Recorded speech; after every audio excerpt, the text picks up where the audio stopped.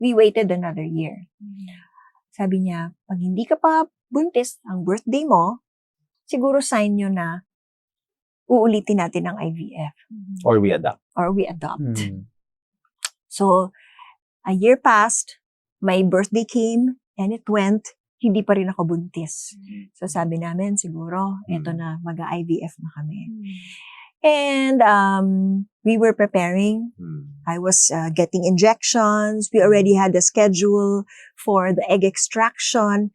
But I was also found out to have I had APAS, which was a condition, an autoimmune condition when the mother's body does not recognize the baby because it doesn't think that it belongs to the mom's body. Kasi kalahati belongs to the dad. So the body, dahil autoimmune, mini-miscarry siya. So that's another impossibility na blockage yun kung bakit kami hindi nabubuntis.